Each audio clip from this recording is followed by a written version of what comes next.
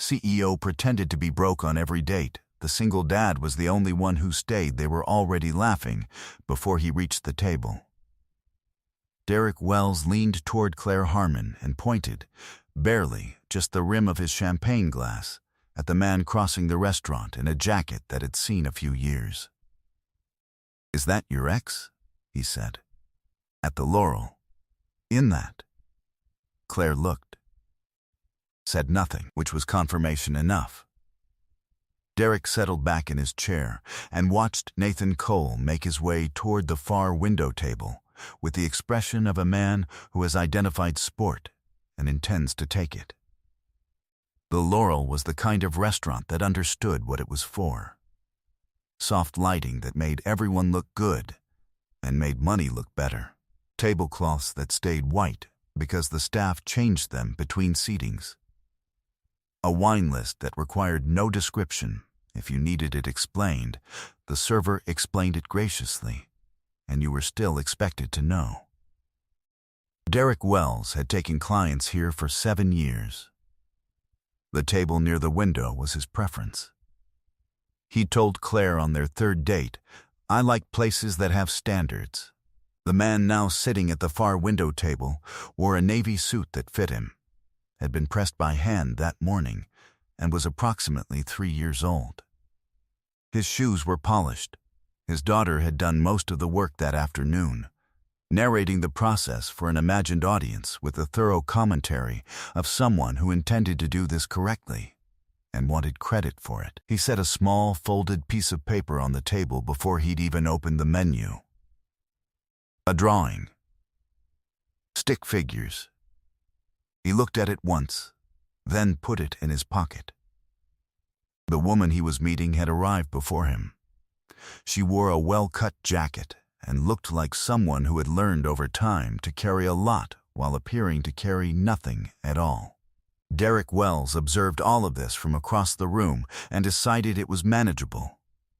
What Derek Wells did not know, what no one at the Laurel that night knew, except the woman now smiling across the table at Nathan Cole, was that Vivian Park had run this exact dinner in this exact restaurant 7 times over the past year. Different men. One specific test. She'd let the check sit until the silence was heavy. She'd mentioned, offhand, that a client payment was running late and things were tight. She'd watched what happened to men's eyes when she said it. Every single one of them had found a reason to leave. Nathan Cole was number 8. And by the time the night was finished, Derek Wells would discover that he had walked into a situation that was not at all what he'd assumed it to be. But right now, he was just refilling his glass. Nathan was reading the menu. The evening was early. 4 hours earlier, Nathan Cole had been on his kitchen floor, fixing a stuck drawer while his daughter told him he was doing it wrong. "You're going counterclockwise," Maya said. She was 9 and had been mentally cataloging ways to improve his technique since approximately age 7. "I'm going the correct direction," Nathan said. "Counterclockwise is loosening. I know which way tightens a screw, Maya. You just turned it counterclockwise 4 times. He stopped. Turned it the other direction. The drawer held, building suspense, he said. She gave him the look, the one she'd been developing since 1st grade, the one that communicated without any words that she was aware he was not being truthful and was choosing to let it go. They had scrambled eggs at the kitchen table. Maya had declared that morning that scrambled eggs were efficient protein with low prep overhead, and she intended to learn to make them correctly. The first batch had been firm enough to suggest some confusion about the definition of scrambled. Today's was improving. He had a flooring installation to finish by 3, Maya to drop at her friend Jess's by 5. Then to his mother's by 6:15, so he'd have time to change before dinner. "Is it the lady from the architect thing?" Maya asked. "Her name is Vivian. I've mentioned this. You've mentioned it 7 times. You mention things more when you're nervous. I'm not nervous. Maya said nothing, which was its own commentary. He'd met Vivian 2 months ago at an open house for a commercial renovation project. She'd been there as a guest of the architect. They'd ended up in the corner talking for 40 minutes without noticing the party moving around them. She'd mentioned freelance work, tight timelines, the particular frustration of clients who changed the brief after delivery. He'd mentioned Maya.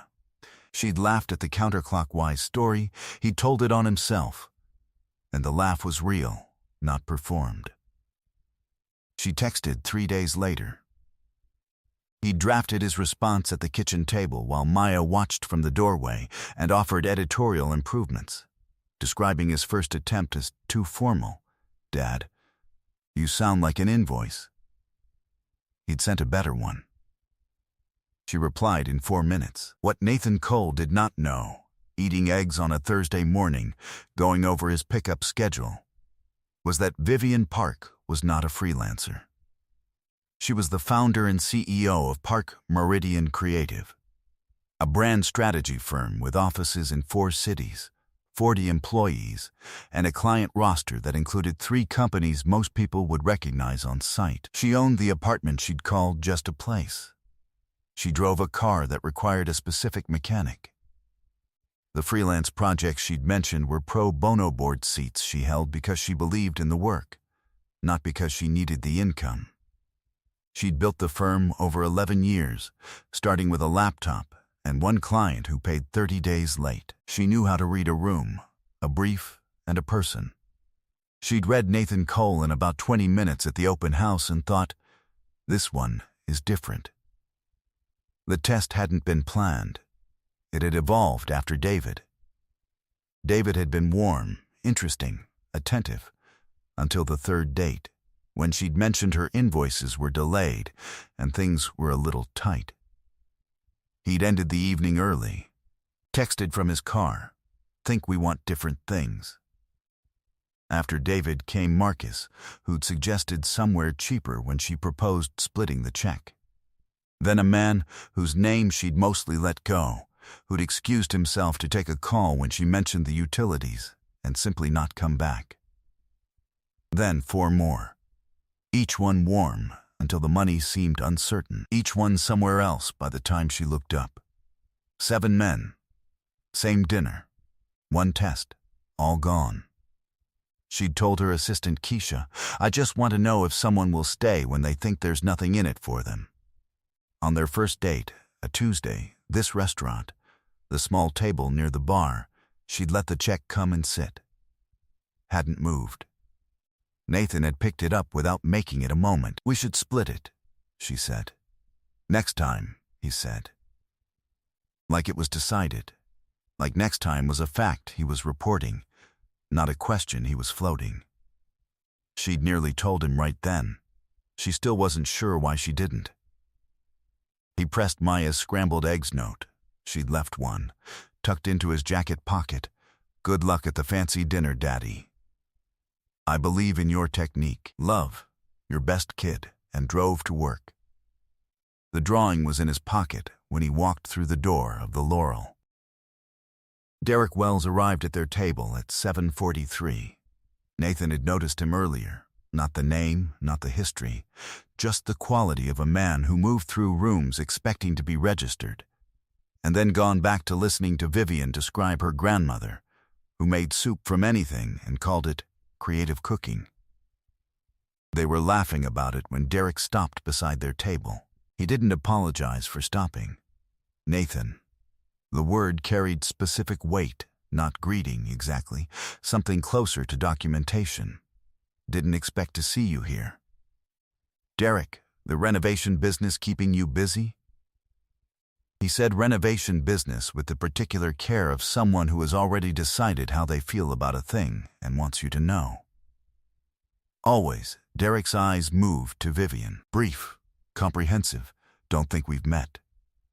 Derek Wells. Property development. He offered his hand. "I know Nathan through his ex, Claire. She's here with me tonight." A small gesture toward the window table where Claire was studying her menu with concentrated attention. Vivian, she said. Shook his hand. Professionally pleasant. Vivian, what do you do? Creative work. Mostly freelance. Something settled in Derek's expression. Subtle, satisfied, he turned back to Nathan. I always admire the way you keep getting out there, after everything. That takes something. He said it with the warmth of a compliment that isn't. Some guys in your situation, the business, the kid, no real trajectory, they just step back. Focus on what they've got. He let that sit. Anyway, enjoy your evening. To Vivian, nice to meet you. Good luck with the freelance, things usually work out. He walked back. Vivian watched him go. Then looked at Nathan, whose hands were flat on the table. Ex-wife's boyfriend, Nathan said, before she could ask. I gathered. She picked up her water glass. You handled that well. Practice, don't apologize for him. Her voice had a clean quality, not sharp, just precise. People who behave that way don't deserve the buffer of someone else's apology. He looked at her for a moment. You're not what I expected. People say that, she said, in both directions. Her phone buzzed against the table. She glanced at it, and something shifted in her expression, not alarm, something more like a gear engaging. I'm sorry. 1 minute. She moved toward the quieter edge of the restaurant near the hall. Nathan watched her through the gap between the planters. She had her phone at her ear. And she was different, the posture, the set of her shoulders, the voice he couldn't quite make out, but whose shape was unmistakable. She wasn't asking. She was resolving. Someone on the other end was presenting a problem. She was closing it. 45 seconds, maybe 60. Then she pocketed the phone and came back. Work thing, she said. A client? A pause, something like that. She opened her menu. What are you thinking for the main? What Nathan didn't know was that the call had been about a contract amendment requiring her signature before midnight Pacific time, resolved in the time it took Derek Wells to take 1 sip of his wine. What he did know, what he was beginning to know, in the way you know something before it fully surfaces, was that there was more to Vivian Park than what she'd placed in front of him. He didn't push. He'd learned in 2 years of rebuilding that the things worth knowing about a person arrived on their own schedule, and the quality of your waiting determined whether they trusted you with them. The night was far from over. He sensed it wasn't going to stay uncomplicated. Derek came back between the main course and dessert, this time without the smile. He pulled out the empty chair and sat in it, not asking, not pausing. Feel like I was a little abrupt earlier, he said. Wanted to clear the air. Air's fine, Nathan said. Derek leaned forward. Voice dropped to the register of man-to-man concern. I think you're a good guy, genuinely, but I've watched you for 2 years, and I wonder if you're being honest with yourself about what you can actually offer someone. He glanced at Vivian, including her in his care. A contractor's income. Joint custody. No real trajectory, that's not a judgment, that's just what it is. Some women want a project. Most want a partner who can, he gestured, a small motion that managed to encompass all of it. I'm just saying what I see. The table was quiet. Vivian was very still. I appreciate your concern, Nathan said. Even, not cold. Not performing calm, just present in the way you get when you've sat with harder things than this and aren't broken by them. Derek held it a beat. Sure, he stood. Touched Vivian's shoulder briefly, which was not invited. You deserve someone who can really show up. That's all I'm saying. He walked back. Nathan stared at his glass, put his fork down. In his coat pocket, he had the drawing. Maya's stick figures at the table. Fork and knife perfectly placed, because she knew he'd notice. Daddy at his fancy dinner. She'd made it at lunch. Left it on the passenger seat. so he'd find it. He took it out, held it under the edge of the table. There had been evenings in the 2 years since Claire left when Derek's version of things had felt possible. When the apartment was quiet on the weeks without Maya, and the gap between the life he'd planned and the one he was living had seemed very wide. He'd built across it, the way he knew how to build, one real thing at a time. The business was solid. Maya was extraordinary. The evenings were his. He put the drawing back, looked up. Vivian was watching him. "He does this regularly," she said. Quiet, not a question. "He's good at it." She held his gaze for a moment. "For what it's worth, you've shown up more in 3 hours than most people manage in a month." Something in her expression had shifted. A decision forming. He could see it happening. "I need to tell you something," she said. She told him about the test. Not everything. That would come in later conversations, over months of accumulation. But the shape of it. The freelance story. The 7 dinners. The men who disappeared when the money seemed uncertain. David's text from the parking lot. The others. The thing she'd told Keisha. "I just want to know if someone will stay when they think there's nothing in it for them. You picked up the check on the first date without making it a thing," she said. "And you said next time like it was already decided." She looked at the table. "I kept waiting for the moment it would change. It didn't." "How long were you going to run it?" he asked. "I'm not sure."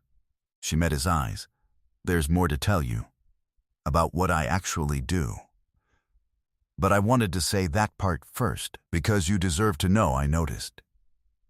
Before she could continue, a man in a dark jacket appeared at the edge of their table. 40-something, the bearing of someone perpetually consulting a mental agenda. He stopped when he saw her. "Miss Park?" The name landed differently from how a first name lands, the weight of a title underneath it. "Sorry to interrupt, Marcus Leong. We met at the Singapore summit. I just wanted to say the Q3 rebrand results were..." Marcus. Her voice had shifted into something cleaner. "Clearer. So good to see you. Have your assistant reach out to Keisha this week."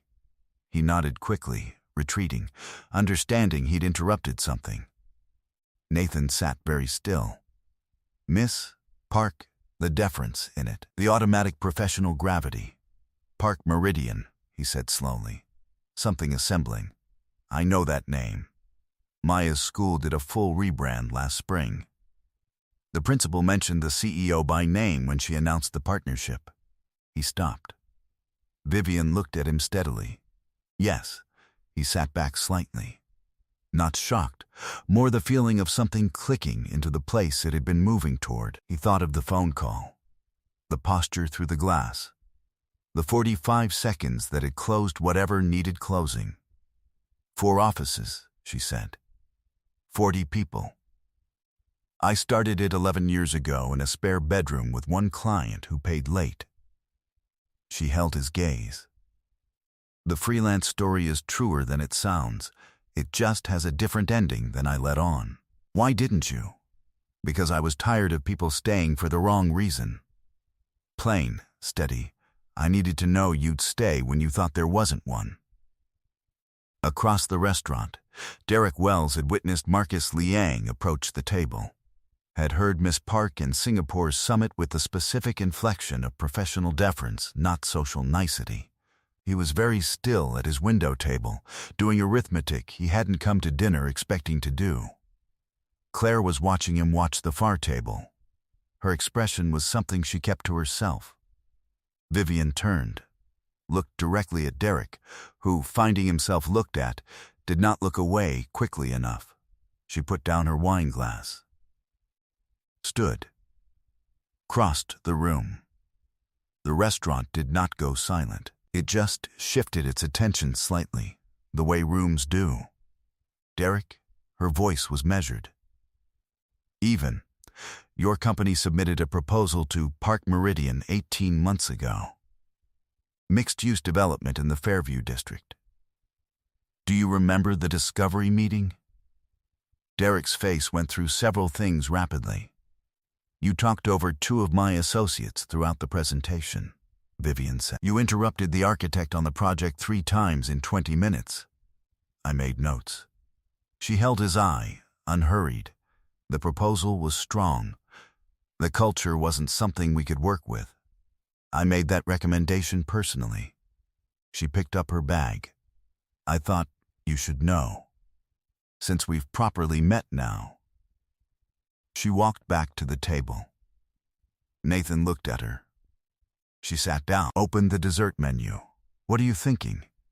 He looked at her for a long moment. We're having dessert, he said. Derek Wells left the Laurel 20 minutes later. Claire walked out behind him, 3 steps back, saying nothing. He opened the car door, got in, sat without starting the engine. What happened after moved through professional networks at the speed those networks move, faster than people expect, slower than they deserve. The story of the Park Meridian CEO's personal recommendation against Wells Property Group reached the right ears by the following week. 2 firms in preliminary talks with Derek went quiet without explanation. An introduction he'd been counting on for Q2 didn't materialize. By March, his business partner had requested a candid conversation about his approach in client-facing settings going forward. The conversation lasted 40 minutes. Derek found it unpleasant. He did not call Nathan, did not call Vivian. Called Claire once. What he said, Claire relayed to no one. Claire spent a particular Friday evening in February replaying a sequence of moments she'd spent 2 years telling herself didn't mean what they looked like they meant. She arrived at no dramatic conclusion. Some recalculations are quiet and take time to fully run. Nathan heard about the fallout secondhand, through a contractor colleague at an industry event. He nodded once, felt nothing resembling satisfaction. Actions have weight, that had always been true. The audience had just widened. He spent more time thinking about the fact that Vivian had asked on the drive home that night if she could take a photo of Maya's drawing. He'd said yes. She'd framed a print of it. He'd seen it on her desk. 3 months later, Maya was in the kitchen making what she'd formally designated actual scrambled eggs, which required folding rather than stirring, a distinction she was committed to explaining to anyone who would hold still. You fold, she said. Stirring is what people do when they haven't looked into it. I haven't looked into it, Nathan said. He was at the table with coffee and an estimate that needed reviewing before Monday. I'm aware of that, Dad. The front door opened. Vivian let herself in. She'd had a key for 6 weeks. The result of a practical conversation about Sunday mornings when she was there for breakfast and needed 2 trips to the parking lot for no good reason. She was carrying a bag from the bakery 2 blocks over. She set it on the counter. The eggs are happening, Nathan said. She texted me the technique last week, Vivian said. Maya looked up. You have to know. Most people are still stirring. Tragic, Vivian said. She sat at the table. The morning assembled itself the way mornings do when a new kind of ordinary is still early enough to feel like something discovered. Eggs from pan to plate. The bakery bag opened and negotiated over. Maya explaining at measured length why croissants offered a superior caloric to effort ratio compared to toast. Nathan and Vivian listened. The kitchen was warm and slightly loud in the specific way of a house where a child has strong opinions and has decided to share them fully. After breakfast, after Maya had retreated to her room to develop what she called a presentation on nutritional efficiency for a school project that her teacher had not formally assigned but had not officially discouraged, Nathan and Vivian sat at the table with the last of the coffee. He looked at the mug she used when she was here. Dark blue. a little taller than the others, bought for the cabinet and migrated without ceremony from the guest shelf to the main row. The hook by the door, where one key had been, held two. These were the things that became true, without announcement. Vivian was looking at the drawing on the refrigerator. Maya had made it the week before, 3 stick figures at a breakfast table, labeled in careful printing, Dad, Viv, me, fork and knife correctly placed. She's got you in the right seat, Nathan said. She does, Vivian said. Outside, March Light was doing something tentative with the morning. Inside, coffee and eggs, and a bakery bag, and a drawing on the refrigerator, and a small plant on the windowsill that Maya had started for a scientific garden project, and mostly abandoned, which Nathan had been quietly watering for 6 weeks. He topped off her mug. She folded her hands around it. Some things didn't need to be announced to be real. They just became true, one morning at a time. One check picked up without making it a moment. One next time said with certainty. One evening stayed through when leaving would have been simpler. He'd spent his whole career building things. He knew the difference between something made to look like it would last and something that would. This was the second kind.